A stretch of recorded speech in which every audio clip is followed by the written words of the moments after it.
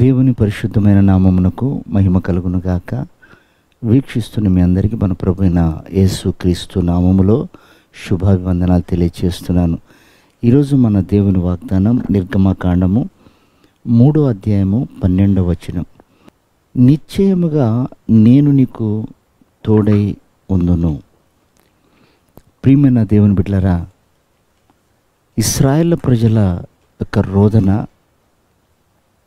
బాధ, వారు ఐగుప్తులో పడుతున్నటువంటి సమస్యలన్నిటిని కూడా ప్రభు చూశాడట. చూసి మౌనంగా లేడు. ఆయన ఏం చేస్తున్నాడంటే, వారిని అక్కడి నుంచి విడిపించుటకు ఒక దూతను పంపంటాడు. మోషే, ఆ ప్రజలను విడిపించటానికి నిన్ను పంపుతున్నాను. నిశ్చయంగా నీకు నా సన్నిధి తోడై ఉంటుంది, కాబట్టి వారిని విడిపించి తీసుకురా అని చెప్పాడు. ప్రియమైనటువంటి దేవుని బిడ్డలారా, ఈ రోజున ఒక అద్భుతమైన సత్యాన్ని మనం గ్రహిద్దాం. ఆనాడు ఇశ్రాయేలు ప్రజలు ఐగుప్తులో ఉన్నప్పుడు దేవుడు చూశాడు. అలాగే ఈ రోజున నీ బాధ, నీ దుఃఖము, నీ సమస్య అన్నీ దేవుడు చూస్తున్నాడు. నిన్ను అనేకులు అంటున్న మాటలు దేవుడు వింటున్నాడు. అయితే నీవున్న పరిస్థితిని బట్టి ఆయన తెలుసుకుంటున్నాడు నువ్వేమిటో. అదే మాట బైబిల్లో ఎంత చక్కగా రాయబడిందంటే, నీ విషయమై ఆయన చింతిస్తున్నాడట. నీ విషయమై ఆయన చింతిస్తున్నాడు కనుక నీ చింత యావత్తు తనపైన వేయమన్నాడు. ప్రియమైనటువంటి దేవుని బిడ్డలారా, మన పరిస్థితులు, స్థితిగతులన్నీ చూస్తున్న దేవుడు మౌనంగా ఉండేవాడు కాదు.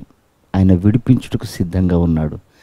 కాబట్టి మన విడుదల సమీపంగా ఉందని, అలాగే మన కీడు వెనుక ఒక మేలు దాచిపెట్టబడి ఉందని, నిందకు ప్రతిగా ఘనత ఉందని,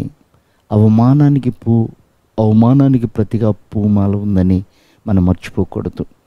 కనుక మనకు తటస్థిస్తున్నటువంటి ఈ తాత్కాలికమైన శ్రమలకు నువ్వు కృంగిపోకు. నిన్ను కృంగదీసే మాటల వైపు చూసి మదన పడకు. ఎందుకంటే ఆయన నిన్ను చూస్తున్నాడు.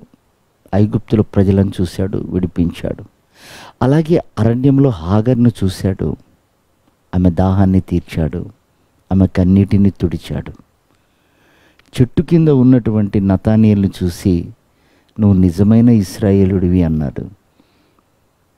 అతనిలో ఉన్న చింత, కలవరాన్ని తొలగించి అతన్ని ఒక యథార్థవంతునిగా దేవుడు చూశాడు.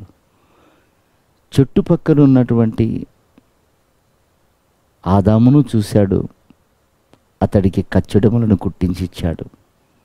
ప్రియమైన దేవుని బిడ్డారా, మన బాధ, మన దుఃఖము, మన కడుపులో ఉన్న వేదన అన్నీ ఆయన చూస్తున్నాడు. దిగులు పడకు. వాటన్నిటిని తప్పించడానికి దేవుడు ఆలోచిస్తున్నాడు. తప్పకుండా మేలు చేస్తాడు. ఆ సమయం కొరకై ఆయన బలిష్టమైన రెక్కల కింద అణిగి ఉందాం. ఆయన రాకడకు సిద్ధపడదాం. ప్రభు అట్టి కృప మనందరికీ దయచేయను గాక. ఆమేన్.